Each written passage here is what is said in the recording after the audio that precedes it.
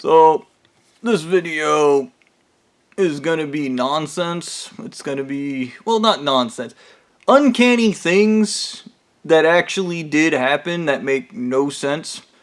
An example of this was my cuddle buddy worked for the church, and she actually lured me to walk down the trail in my backyard where Stu was waiting in a tree, and he ended up getting struck by lightning. Here's the uncanny part. When I was a kid, we went to Hialeah. There's a flea market out there, and I touched this weird looking thing. And there was a lightning strike, and the guy got scared and told me I wasn't allowed to touch the amulet things anymore. Like, I don't know. There was another time Stu kept trying to walk up behind me and stab me in the back at Walmart, and I just kept turning and looking at him. Like, no matter where he went, I would just track him, and there was no logic to this, and I believe at the time he'd already hypnotized me not to recognize his face. I used to believe I had a facial recognition issue. I realize now part of it was the manganese poisoning, but that happened back in middle school with the Jumanji guy. But, yeah, I'm doing board games now. Stu kept walking up behind me and trying to stab me and failing because it's in his nature.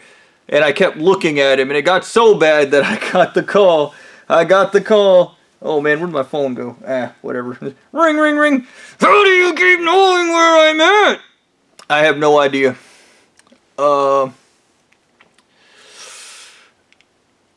Another occasion that was very bizarre was Stu was trying to harass me in his squad car, and my car actually shut down, and it ended up forcing him to drive past me, which prompted him to call me and say, "Wait right there!" And I was, "Nah, brother, I gotta deliver this pizza." The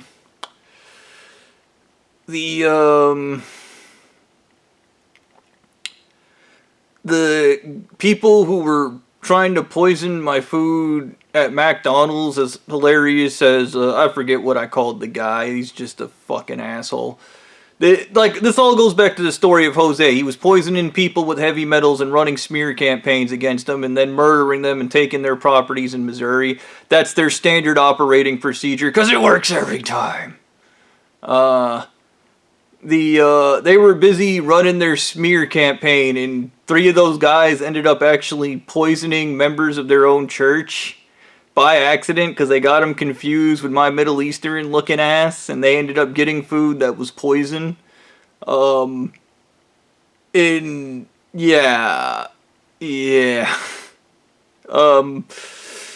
Because I pulled out of line, and when I pulled out of line, they gave the food to the wrong people, and those people later came and complained to me and explained to me that I had poisoned their food, and I told them I was in the car, how could I have poisoned their food? And then they explained to me what happened was I went to McDonald's, I ordered the food, I couldn't wait in line because I had to get to work, and I fucking drove out of line, and then these guys got the food and they got poisoned, so I owed them money for chelation therapy. Because their own dumb assholes poisoned them.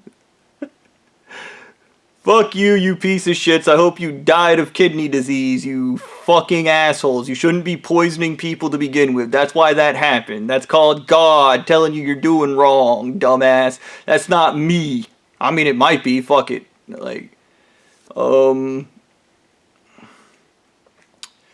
After I accidentally reported the church, when I was in the court case, it was probably when the cadmium poisoning was at a... It was just bad. My neurons were dropping, my vision, my left eye was fucked up, I was getting worse, I was constantly anxious and fucking, I was acting like a dick because my brain's constantly being destroyed by heavy metals. And those faggots kept poisoning me, and as they were... This is the stupid shit. They poison you, you start acting like a dick, they poison you, you keep acting like a dick, they poison you, and they start getting mad that you keep talking shit to them, and they're the ones making you talk shit to them. Holy shit. And then you get into the factor, I remember the dumb shit talking with one of the idiots from the church, he thought he was smug, poisoning people with heavy metals, and I was like, that makes you violent and stupid. And he was like, no, it gives the master control over you. Okay, the master that has control over you, the reason why they poison you with heavy metals is because they know what psychology the heavy metals give you. Okay? It's not special. Stu's not magic. None of the church leaders are fucking magic. It's all smoke and mirrors and heavy metal bullshit. Okay? They poison you with aluminum, you become timid and scared, and then they threaten you. Ooh, amazing, okay? They poison you with fucking lead. You lose your emotional connections with people, and you turn right wing and kind of fascist, and you're constantly anxious, so you just trust everybody, so you need a firearm, and you suddenly turn right wing because you're constantly scared. Okay, they don't know psychology better than anybody. Okay, these are just common sense things. And I remember Stu getting mad when I broke that down that he wasn't magical. And it took them a long time to poison me because I have an extra dense skeleton, and I'm not looking forward to that in the future because, like, that means there's a ton of fucking heavy metals in my skeleton that's probably fucking it up as we speak, so fuck you guys for that, you piece of shits. But in regards to that shit, during the legal case, Stu dropped a whole bunch of information to me about the church. And here's the funny part. I never knew it was the Church of the Anal Eaten Mummy. I just called it the Church of the Anal Eaten Mummy. Oh, man. I called it that. Fucking... Oh, dude. Dude. No, sir, brother. I just repeated everything Stu had told me in a delusional, partially functioning, brain-dead rant. Like, I don't know how I wasn't thrown out of the court. I should have been. But I did get a cognitive deficiency test. They gave it to me, and I'd actually passed like 100 of those going from middle school to high school, so I already knew how to pass it. So I was really stupid, but I had the answers to the test in my head.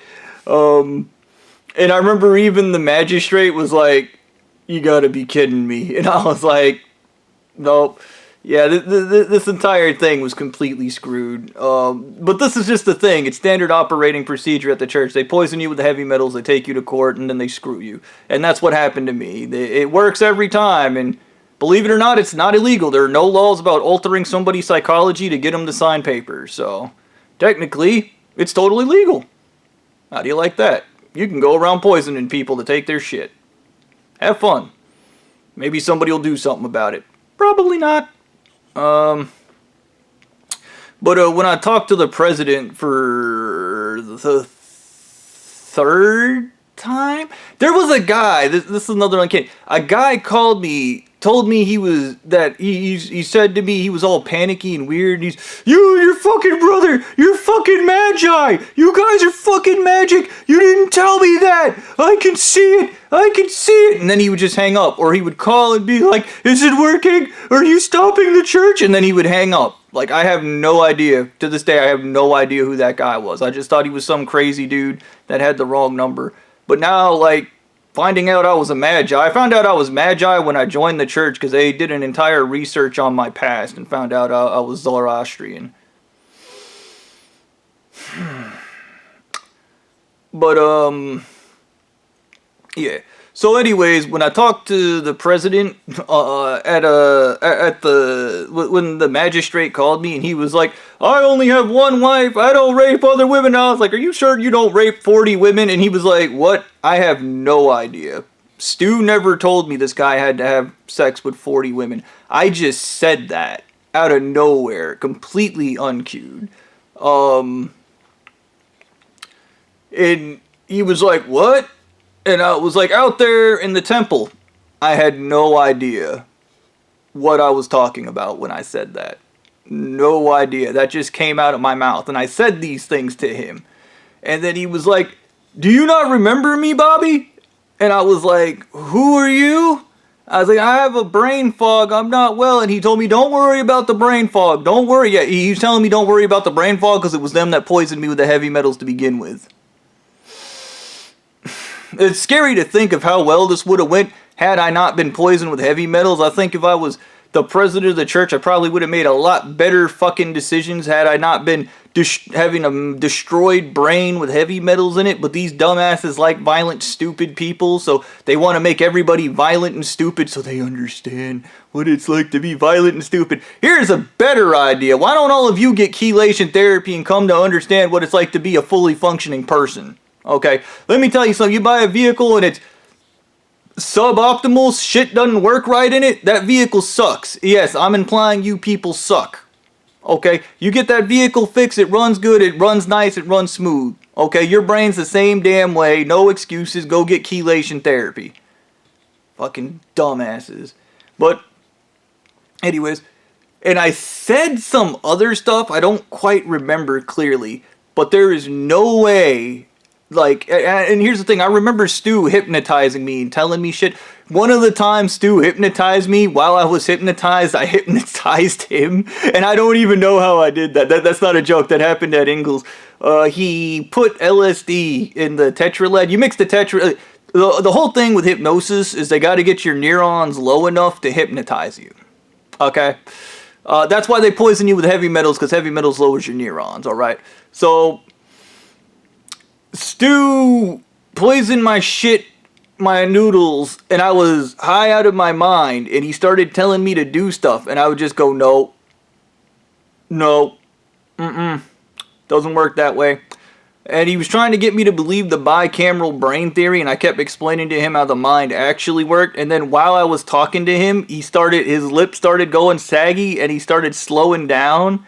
And I thought at first, like, in my other mind, not in my mind, but in my other mind, that he was experiencing some kind of technical difficulty, like I had broken his stew brain, and he kept asking me questions.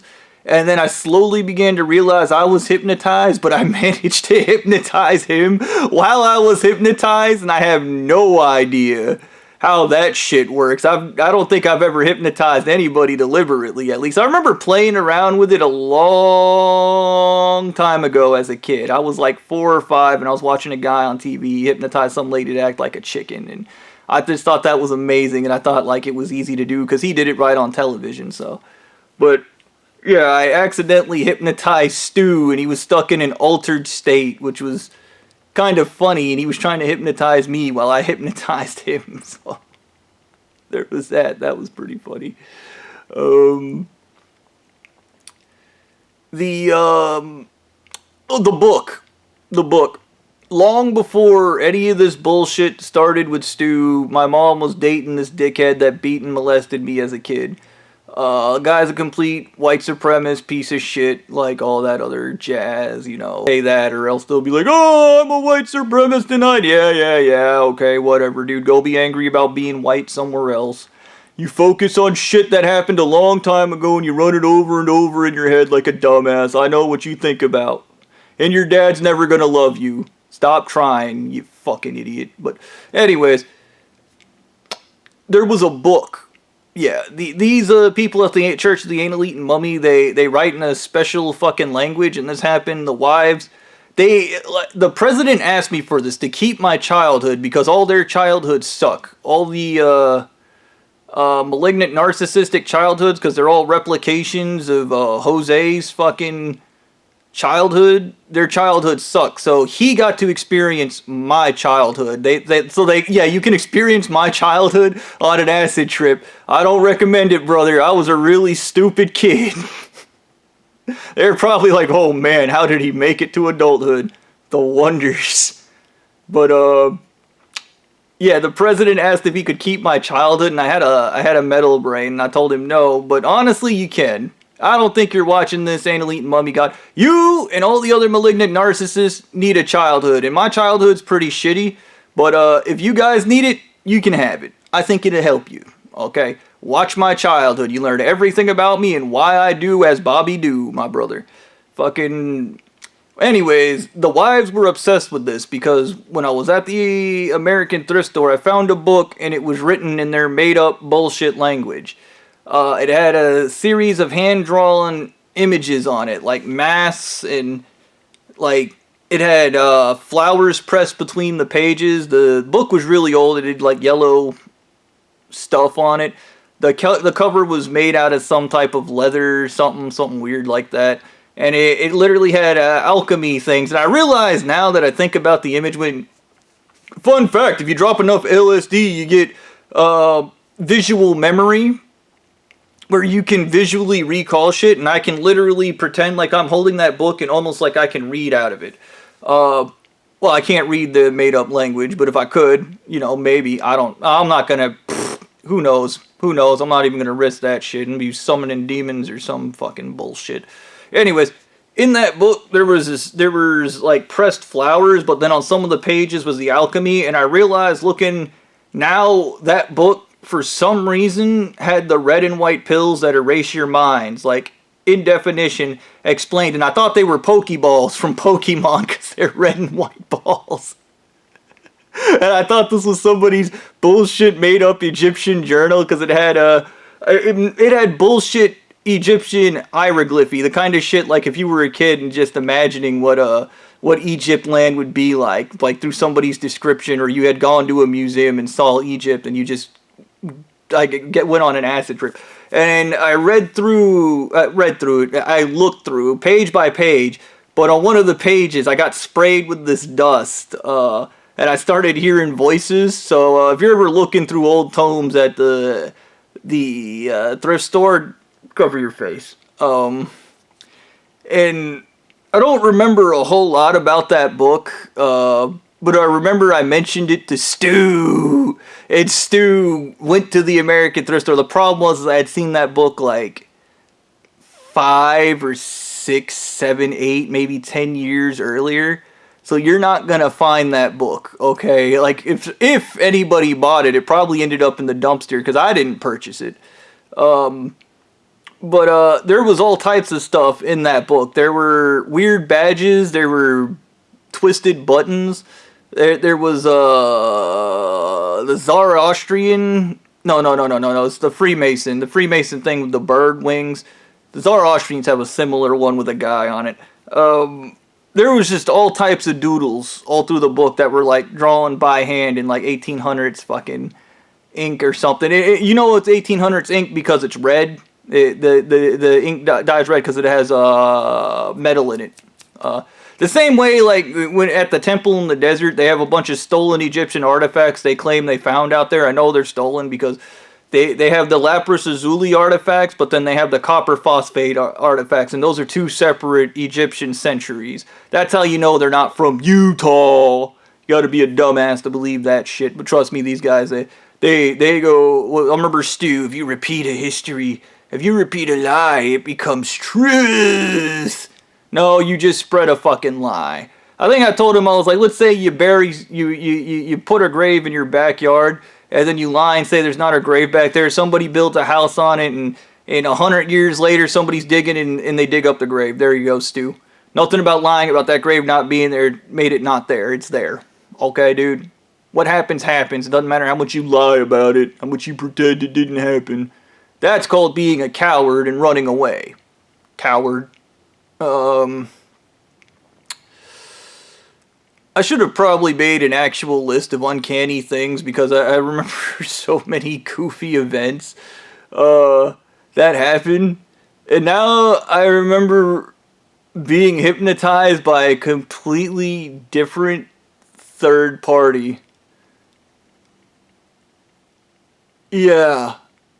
A completely separate group of people. And I know who these people are, but now I have nothing but more questions. Like, I almost feel like through undue influence and hypnosis, I was set up by other people, and apparently the whole thing came back to I'm an arrogant prick that thinks he's always right, and these people had to show me they could destroy my mind and hypnotize me into doing stuff. I don't know if it's related to the guy that was calling and saying I was a magi, but I know there's a completely third party that got involved that I don't even think anybody knows about. What? Dude. Hypnosis is some shit, dude. Don't do LSD with your hypnosis. Wow. Yeah, I don't know much about that book I found. The wives at the temple were obsessed with it. They wanted to know where it was. They told me it was some kind of thing, like, I don't know, like their Bible or something. It might have been the only one in existence. It came with one of those, in the thrift store, there was one of those white dresses with the beekeeping hats, and there was this other dress that had all these strappy things on it. Very kinky.